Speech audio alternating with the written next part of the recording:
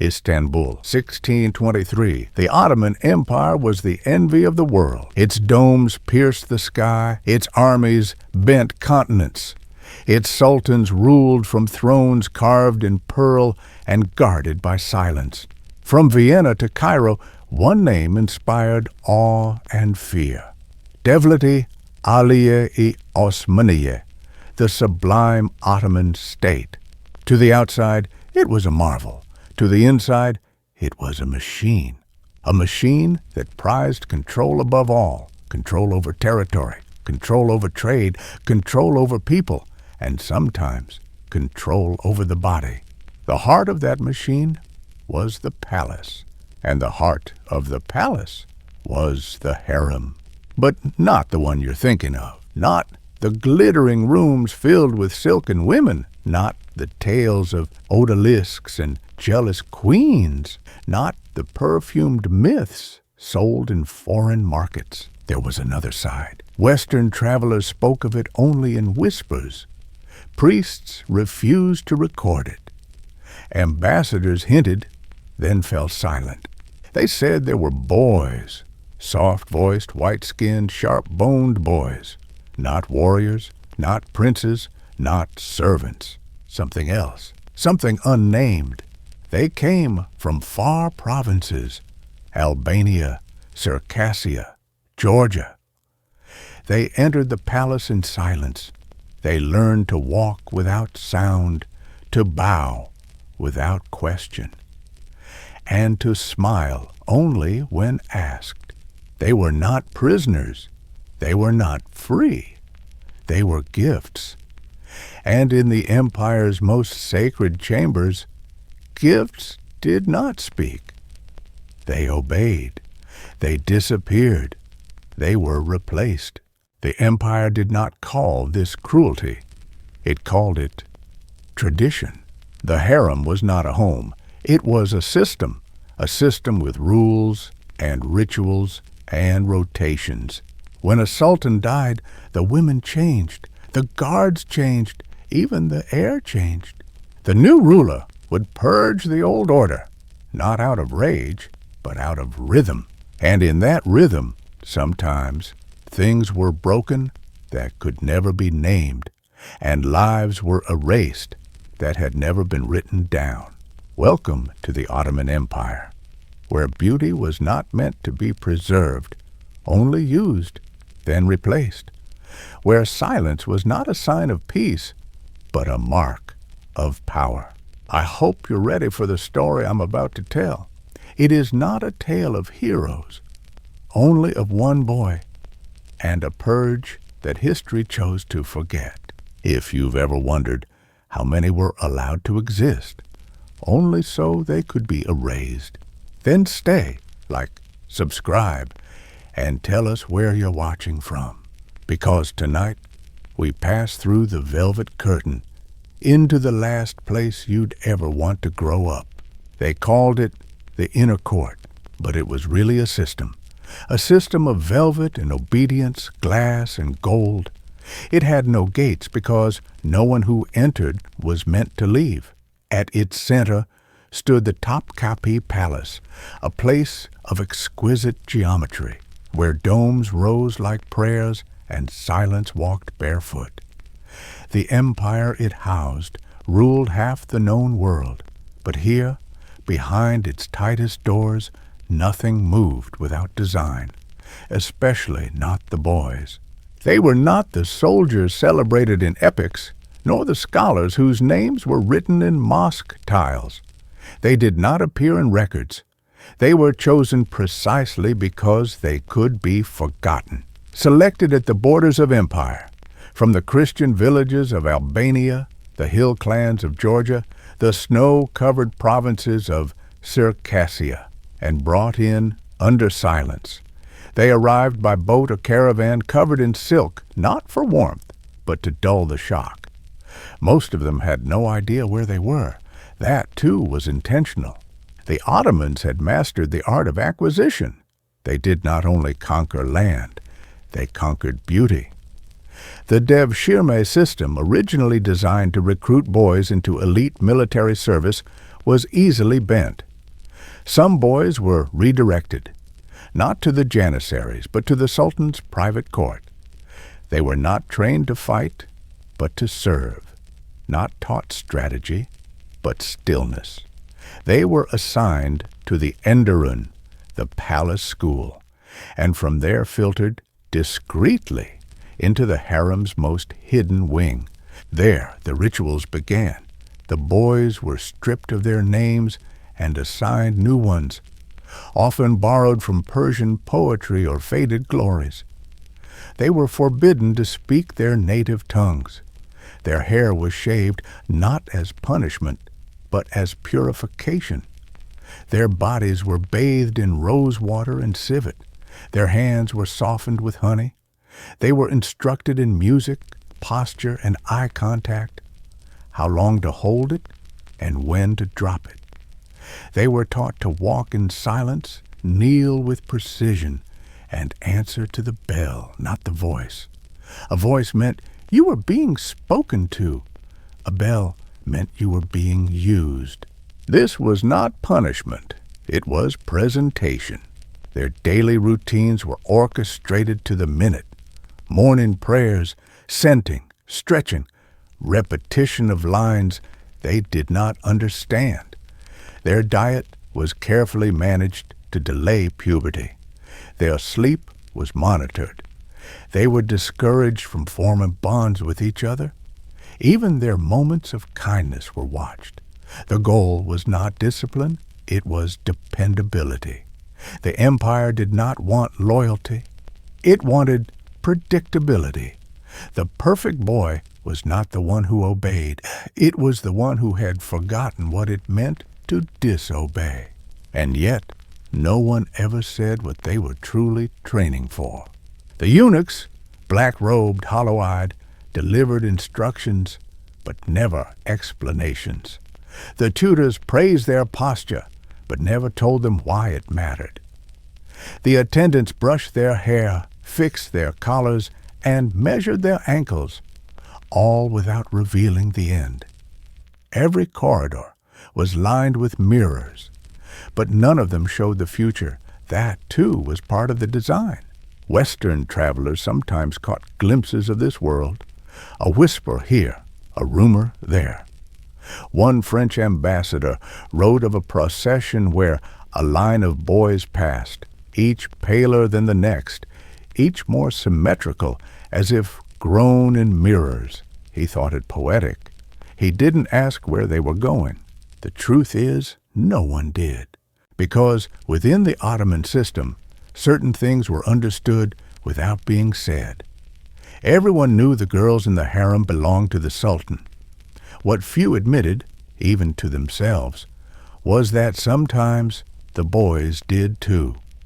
But there was no word for it, no law against it, and no room to question it. If the Sultan was the shadow of God on earth, then who could challenge what he desired? Desire in this world was not spoken. It was arranged. And in the weeks following a sultan's death, the arrangements were rewritten. The old women were removed. The old eunuchs reassigned. The old boys, well, no one ever said. But new boys always arrived. The cycle turned, not with screams, with footsteps, with doors that closed behind silk. And in 1623, with the death of Sultan Mustafa I, the cycle turned again. Among the newest arrivals was a boy, no older than 12, hair the color of wheat, skin the color of porcelain. His eyes were dark, but dulled by the journey. He did not cry. He did not speak. He simply waited the way he'd been taught. He did not know where he was. But the palace did. It always knew. It did not begin with violence. It began with a letter, a scroll sealed in wax, penned by a provincial governor in the outer reaches of Rumelia. It did not mention the boy by name. It only offered a tribute most fitting, trained in manners, sweet of tone, untouched by war. The scroll was marked urgent. The ink was dry before the boy's father had time to regret it. The debt had grown quietly, taxes left unpaid, favors promised and forgotten. The governor had exhausted his options. Gold was scarce. Timber was already pledged. Grain had spoiled.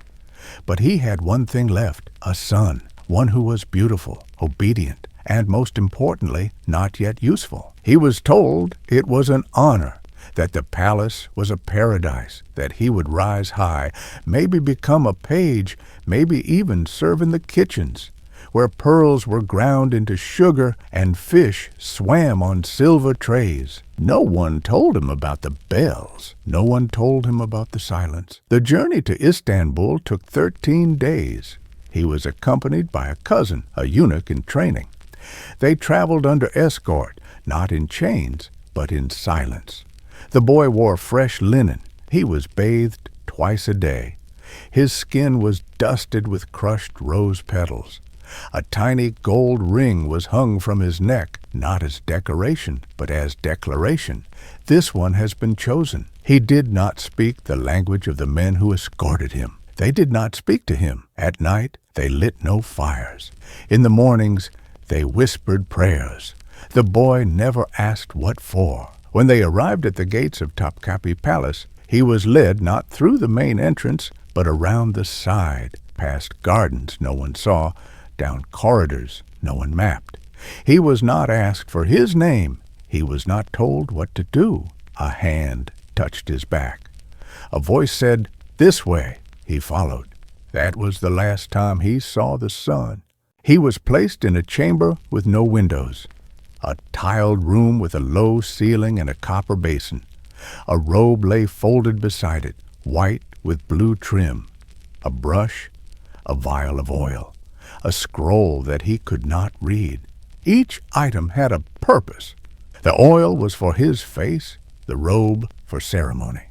The scroll, recited aloud by another, was a list of expectations. Posture, tone, obedience, silence. He did not understand all the words, but he understood that no one asked him what he wanted. The eunuchs called it training. They said he would serve the court. They said he was lucky. Not every boy was chosen. Not every boy survived the journey. Not every boy looked like he did.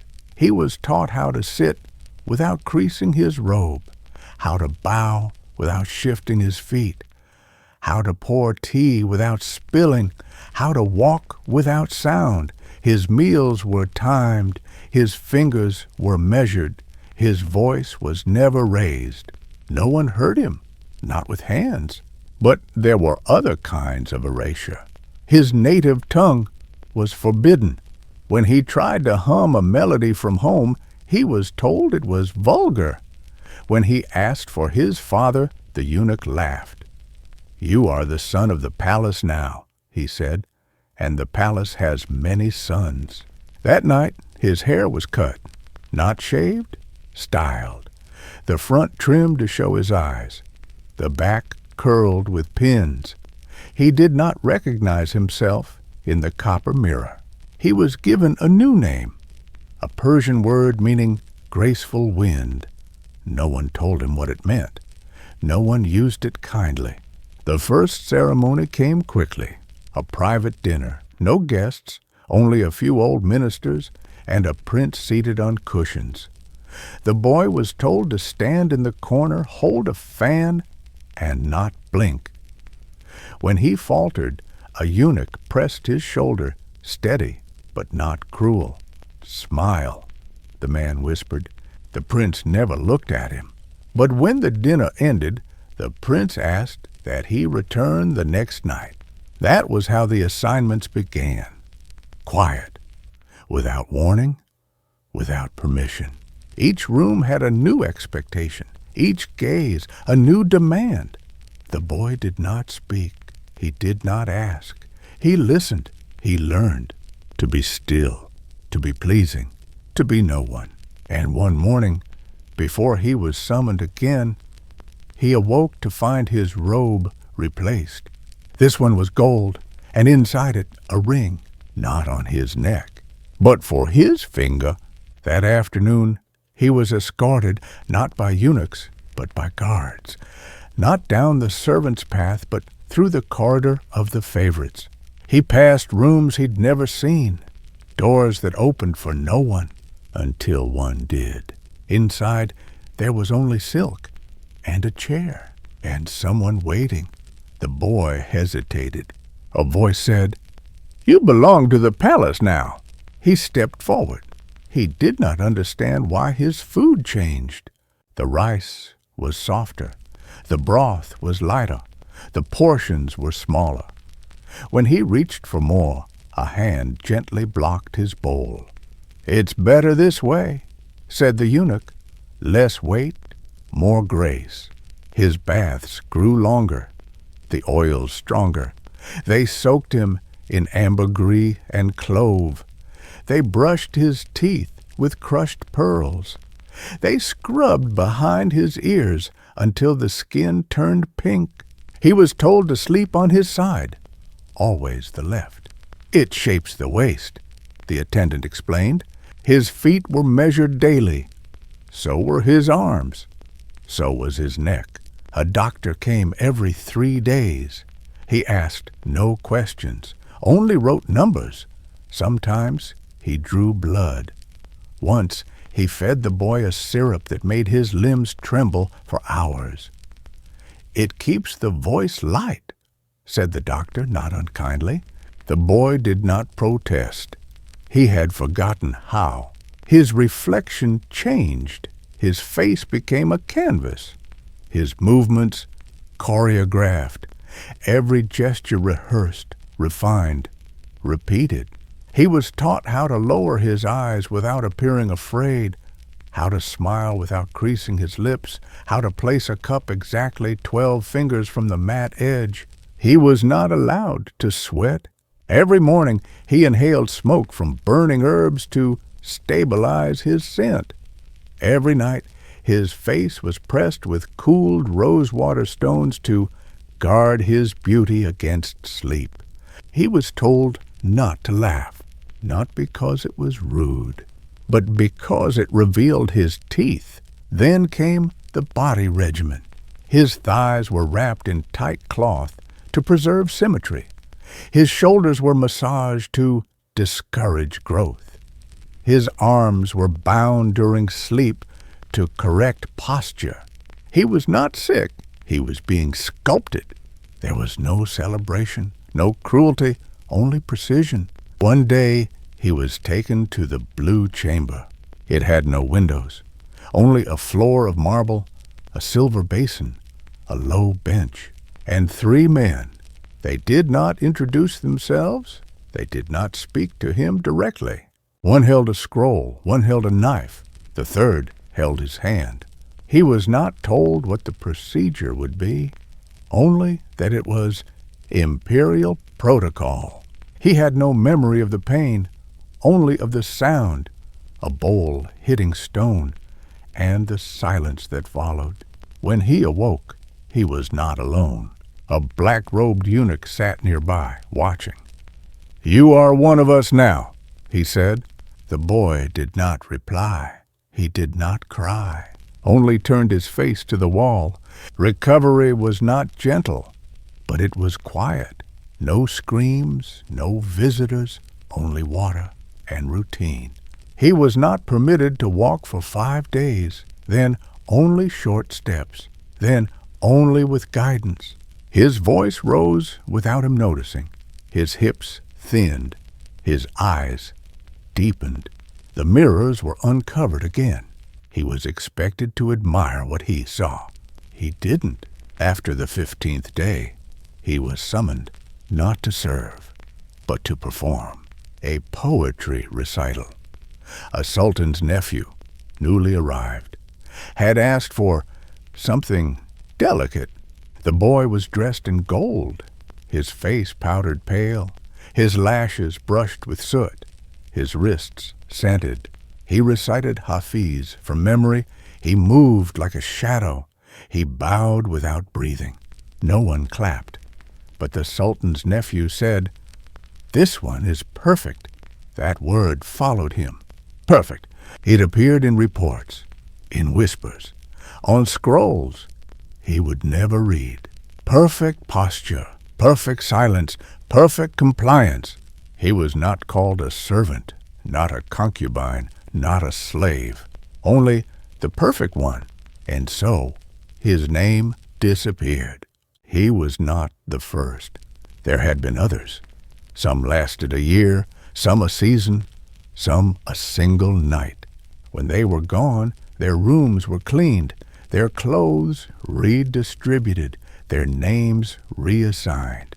No questions, no records, only the same robe waiting on the same bench for the next boy. He learned to recognize the signs, the silence before being summoned. The perfume switched from rose to musk. The way his reflection seemed further away. On the eve of his next appointment, he found a note. It was slipped beneath his door. A single sentence written in trembling script. Don't forget your real name. There was no signature, no answer. He burned it, not out of obedience, but out of fear. He no longer remembered what he was called before, not because he chose to forget, but because forgetting was expected. His new name was used only in third person. The perfect one will dine tonight.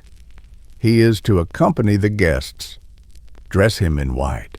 When he was addressed directly, there were no names, only gestures, a tilt of the head, a glance, a bell. He learned to answer to sound. The eunuchs called it refinement. The tutors called it efficiency. The scribes never mentioned him at all. He did not exist in ledgers, only in whispers. His quarters had no marker. His meals were never recorded. His body, even now, belonged to the palace. And the palace did not grant identity.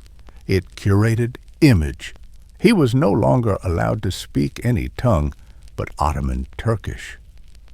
When he slipped into the lullaby rhythms of his mother's dialect, just once, half asleep, he was slapped, softly but firmly. "That language is dead," the eunuch said. "You are not that boy anymore." The boy nodded, because he didn't know how else to respond. He began to hear things, or maybe he began to listen differently.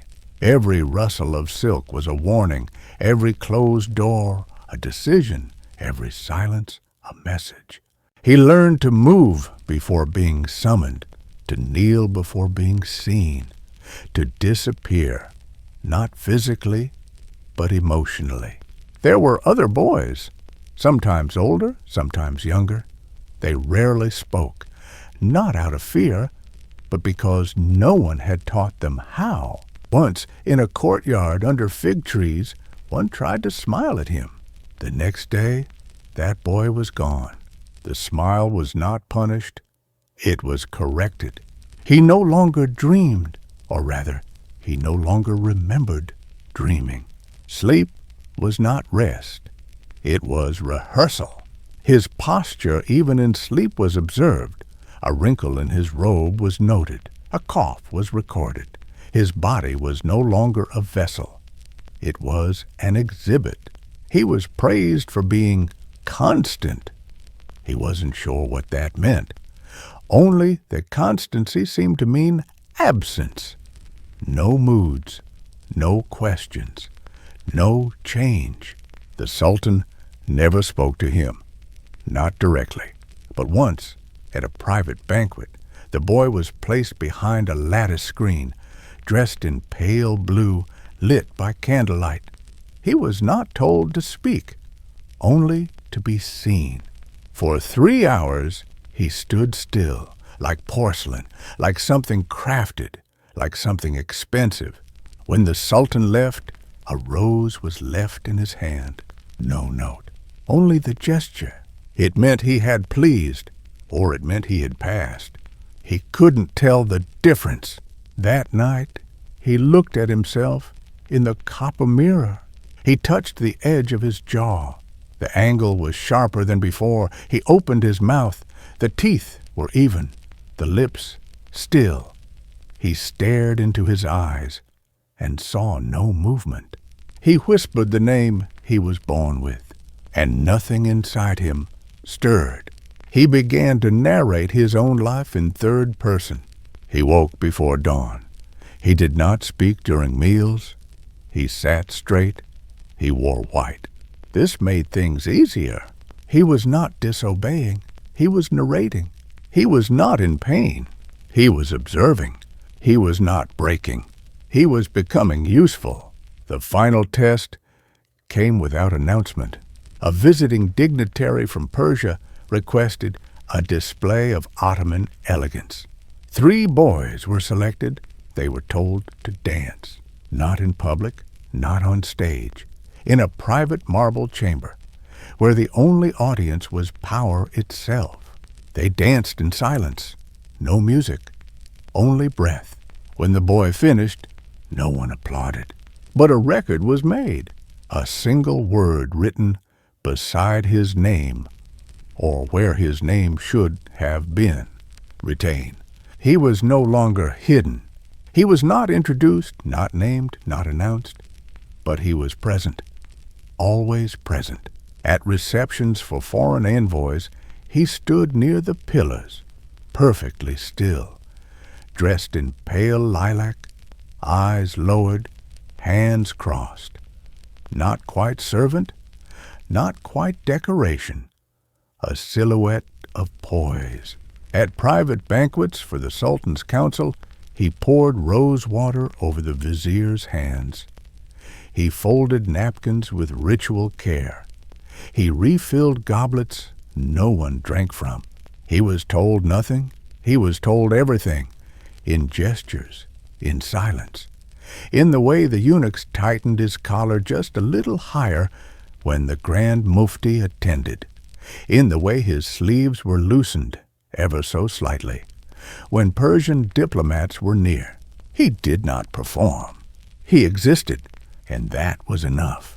The palace had no shortage of symbolism.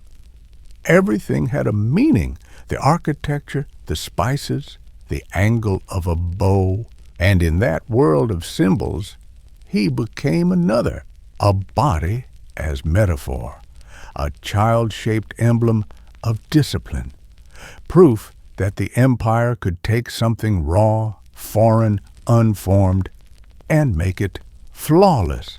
He was not unique, he was ideal. That made him powerful. That made him disposable. In ceremonies honoring the prophet's cloak, he walked behind the relic, not as guard, not as priest, but as contrast. Young, beautiful, silent. A reminder that the empire held both the sacred and the profane in its hands, and knew how to control both. At spring festivals he appeared during the fireworks, dressed in white and gold, standing atop the palace terrace, eyes fixed on the sky. No one mentioned him, but everyone looked. And during the procession of renewal, when new edicts were declared, he was made to walk between 2 janissaries, not for protection, but for symmetry. Some thought he was the son of a vizier. Others believed he was a foreign prince. No one asked directly. The ambiguity was part of the design. He was whoever they needed him to be. One evening, a Venetian painter was granted permission to observe court rituals. He noticed the boy. He did not speak to him, of course, but in his journal he wrote, "There is a child in the Sultan's court who moves like a specter. He is not touched. He is not addressed. And yet he holds attention like fire in a glass." The painting the artist later produced never made it to Venice. It was intercepted at the harbor and confiscated. The artist was allowed to leave. The boy remained. He was made to study poetry, not to write, but to recite, not for insight, but for ornament. He memorized Rumi, Hafiz, and Attar. He was told which verses to speak depending on the audience. Poetry, said the eunuch, is how power excuses its appetite. He did not understand the sentence, but he repeated it anyway. He was given jewels, not for ownership, but for weight. Rings, brooches, anklets, all chosen for their ability to catch the eye at precisely the right angle. He was not allowed to keep them, but they kept him visible. One day, he was told to sit in the Sultan's garden during a diplomatic negotiation. Nothing more. Just sit. So he did. Cross-legged, back straight, expression blank. Later, he learned the negotiation ended in Ottoman favor. The foreign envoy had written home, "They show no fear. Even their children are made of stone." He was not a child. He was a message. By the time he turned 14, he had attended more ceremonies than he could remember, but never once as himself. He had no voice in them, only posture, only presence. They called it loyalty. They called it harmony. They called it theater. But what they really meant was, he made the empire look good. And that was the most dangerous role of all. The boy was not dismissed. He was replaced. A new favorite had arrived, younger, brighter, paler, with a laugh that had not yet learned silence. The boy was told to assist in training him. He obeyed. He brushed the younger one's hair. He adjusted the cuffs. He taught him how to lower his gaze just so. Then he stepped back and watched himself disappear. The bells stopped ringing for him. The robes stopped arriving. The eyes stopped noticing. Until one day he was summoned not to serve, but to amuse. The Sultan's court had grown bored, and memory was a liability. So they gave him a flute, told him to play, in front of the same ministers who once applauded his stillness. He played, and when he finished, they laughed, not at the song, at him, the perfect one, now too tall, too quiet, too used. He bowed, and they applauded. But it was not applause, it was burial.